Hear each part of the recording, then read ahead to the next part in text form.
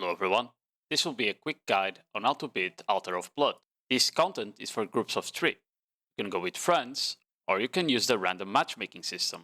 Do note that with friends there is no AP requirements. However, using the random queue, you do need to meet AP caps. Now, the content itself doesn't have that many mechanics. To beat it, you'll have to heavily rely on your gear and good teamwork with your party. Altar of Blood levels can be divided in 2 categories. You have tower defense levels, and then, every 3 waves, you have boss levels. As you might have guessed, the boss level is just fighting a boss. The tower defense level, however, is where things can be a bit rough sometimes. Your objective is to protect the middle relic. You'll see the HP on the top right of your screen. The mobs don't really hit you, so all you need to focus on is damage. There is 3 doors and a main tunnel entrance. The mobs can come from all 4 directions. The direction the next wave will come from will be shown by making the door go golden. So you can plan ahead because you know where the mobs are coming. If I had to give you 2 quick teamwork tips, assign 1 door to each party member, and then everyone shares the big tunnel, and if you start to get overwhelmed, just put the AoE classes near the tower, that way they might be able to hit the mobs that are coming from the other doors as well.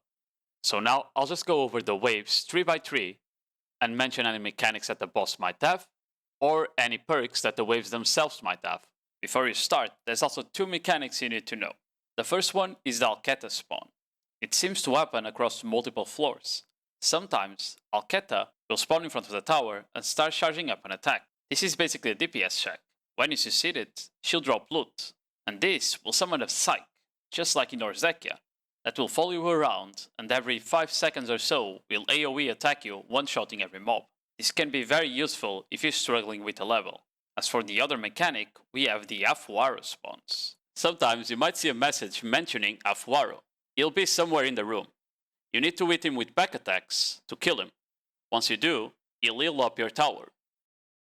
So, for wave 1, you don't really need to know anything. For wave 2, you're facing Shadow Crypt mobs. And just like in that grind era, the chasers can go invisible. So be careful because sometimes they might be on the waves and you don't see them and they'll get to your tower. Finally, for the boss, you're fighting Kutum. The fight is basically just dodging the AoE circles that appear, and at 50% HP, Kutum goes to the middle and gains a DP buff, and when he does this, he summons 3 small Kutums around him. You just need to kill those 3, and that will DP debuff the boss and you finish him off. Wave 4 is probably one of the most difficult.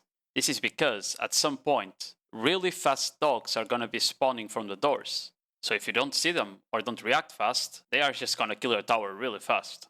Wave 5, there's not much to say, besides that the Cadre Commander mini-boss is supposed to only be attacked from the back. Finally, Wave 6 is the boss and you're fighting Ronin. Just like Kutum, the whole fight is dodging his attacks, and at 50% HP he has a mechanic. In this case, he disappears and summons 3 mirrors on each of the small doors. Just split the party up and kill the mirrors and the boss will come back.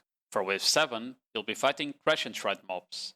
The only special thing on this wave is that on the main gate, sometimes a catapult will spawn that will throw ranged attacks at the tower and do big damage, so just be sure to kill that. For wave 8, there is nothing to mention, and for wave 9, you'll be fighting Sangun. His attack patterns here are very similar to Calamity in 8 Sangun. Besides dodging every attack and AoE, there's 2 mechanics. At 50%, Sangun will make the arena only playable in a small circle. You just need to survive for roughly a minute while you dodge the wave of Shangis that spawn and the yellow beam that crosses the arena. The other mechanic is that sometimes he jumps into the middle and you can't hit him. And then 3 small tigers with green auras around them will spawn around him. These tigers will slowly walk to the boss and you need to kill him. If you don't, he heals up a bit. Moving on to wave 10, you don't really need to know much about this one. And on wave 11, you'll be fighting the Okabi Forest mobs. During this wave, there seems to be some towers that can spawn. Some you can destroy, others not really. I wouldn't worry too much about them though. Just play the wave normally. Finally, the boss at wave 12 is the Wakshini. He seems to have 2 mechanics. One starts around 40% HP, where he'll summon some mobs with either a moon or a sun symbol above their heads. All you need to do is kill them. And then, around 50% HP, he starts a mechanic where you will be permanently healing up until you complete it. If you fail it or you don't complete it, he'll keep healing up until the timer runs out or you kill him. The mechanic is basically the cup game.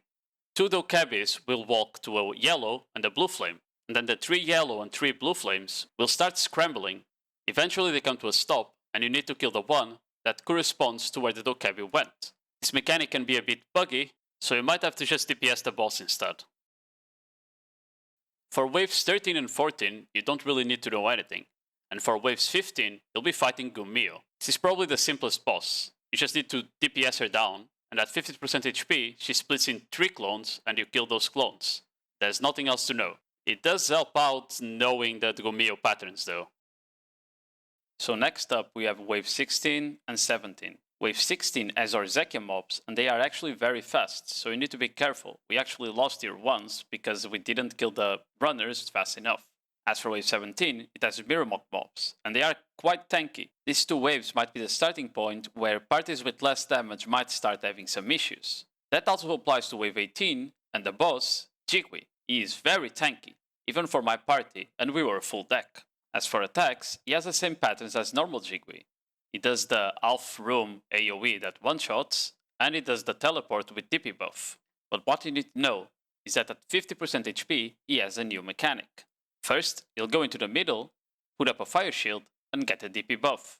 After that, he'll do a fire AoE, with a quarter pizza slice being the safe zone. That safe zone will rotate clockwise 4 times. After that, he'll summon 3 fire circles. Each party member needs to stand on one to progress the mechanic.